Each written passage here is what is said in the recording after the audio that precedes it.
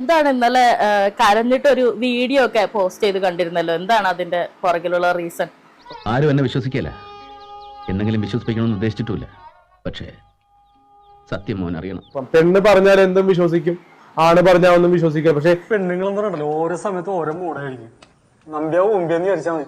അവൾക്ക് എന്നോട് ഒരു ക്രഷ് ഉണ്ടെന്ന് തോന്നുന്നുണ്ട്. അപ്പൊ കാണുമ്പോൾ നമുക്ക് കെട്ടിപ്പിടിക്കണമെന്നൊക്കെ പറയും, കിസ്സൊക്കെ തന്നെ എന്നൊക്കെ പറയാം. അപ്പൊ കിസ് മറന്നാ അതിനവൾ ഇങ്ങോട്ടല്ലേ കിസ് ചെയ്ത്? അങ്ങോട്ടായാലും ഇങ്ങോട്ടായാലും കിസിന്റെ സുഖം ഒന്നാ, അത് കിട്ടിയില്ലേ?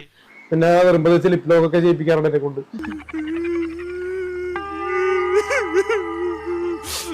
ലിപ് ലോക്ക് ചെയ്യിക്കണ ഒരിക്കലും ഒരു ശാരീരിക ബന്ധമല്ലല്ലോ, മനസ്സിലായി?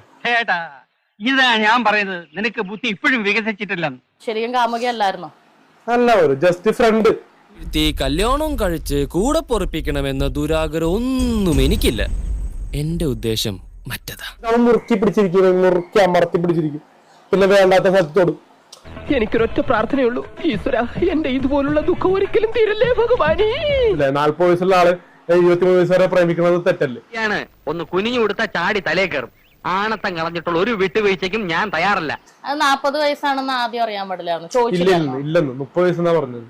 എന്റെ കയ്യിലിരിപ്പിന് ഇതിൽ കൂടുതലൊരു സമ്മാനം എനിക്ക് കിട്ടാനില്ല. സെക്സ് ആയിട്ടുള്ള എഡ്യൂക്കേഷൻ കിട്ടിയിട്ടില്ല ആർക്കും, അതുകൊണ്ടാണ് ഇങ്ങനെ പറയണത്.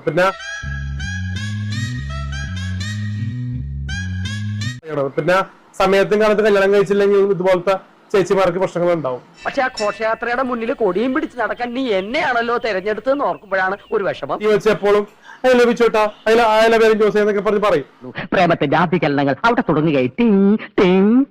അപ്പോൾ ഞാൻ പറയും I love you too എന്നൊക്കെ പറയും. പിന്നെ കെട്ടാൻ 2 കൊല്ലം കഴിഞ്ഞ് കെട്ടാൻ എന്നൊക്കെ ഞാൻ പറഞ്ഞു പോയിട്ടുണ്ടാവും. നീ തന്തയ്ക്ക് പിറന്നവനല്ല മോനെ, തന്തേര തന്തയ്ക്ക് പിറന്നവനാ. കെട്ടിക്കോളാന്ന് പറയുന്നത് അങ്ങനെ പറഞ്ഞിട്ട് പീഡിപ്പിച്ചു, അല്ലെ വിവാഹ വാഗ്ദാനം നൽകി പീഡിപ്പിച്ചു എന്ന് പറയുന്നത് തെറ്റല്ലേ? ഒരു മര്യാദയൊക്കെ വേണ്ടടാ. ദരിദ്രവാസി ഈ വിളി കേട്ട് എന്റെ കാതുകൾ തടംപിച്ചിരിക്കുകയാണ്. തെറ്റല്ലേ? അതിന്റെ പേരില് പോലീസും അതുപോലെ കേസും നടപടികളൊക്കെ വരാൻ സാധ്യതയുണ്ടെന്നുള്ളതാണല്ലോ ശരി. തന്റെ കാര്യം പോക്ക.